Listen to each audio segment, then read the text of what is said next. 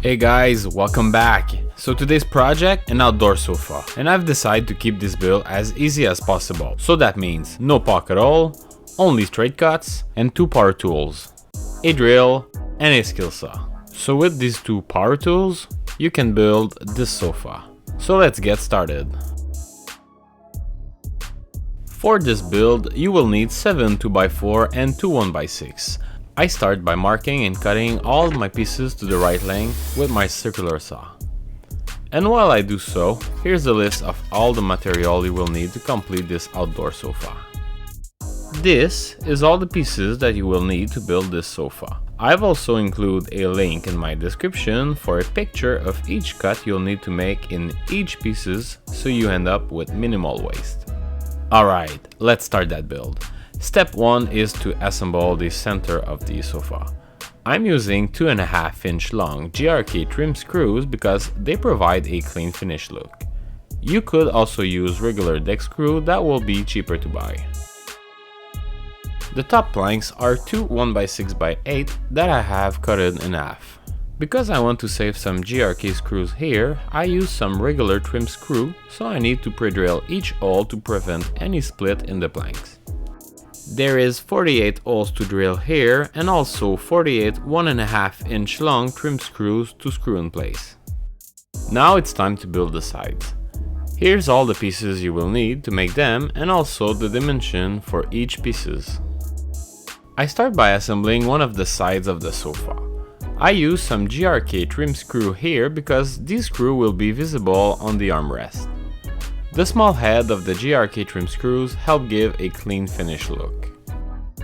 Once I finish the contour, I need to install 3 24-inch pieces on the inside. And while the 2 first pieces will be there for the look only, the third one will support the entire seating section, so the installation for each of them will be different. For the first one, I simply use wood glue. For the second one, I drill 2 screws at an angle for the front side and 2 screws from the back of the sofa for the back side, because the back of the sofa won't be visible anyway. I use bigger GRK trim screws for the third one, because this is the one that will hold all the weight. I simply screw 2 screws on each side of the 2x4. We'll need both sides completed before we can attach the center part. Once it's done, I need to find a way to attach the top of the center piece flush with the top of the third 2x4. The best way I found without using clamp is to simply put it on the side. I then put a couple screws from the inside to join these 2 pieces together. The screws won't be visible. I repeat the same process on the other side. And now if you ask me, is that strong enough? Well, I say yes. Now it's time to put the last 3 2x4 on the back of the sofa. I will put 2 screws in each end of the 2x4, but to make sure it stays flush with the other 2x4, I attach this little piece of plywood with a clamp to hold it in the right position. And I repeat on the other side.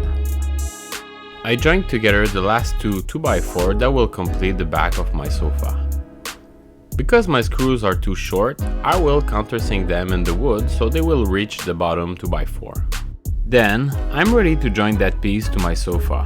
I put 2 screws on the side and 1 screw on the back. And as you can see, I've used the same process with a piece of plywood and a clamp to hold my plank in the right position.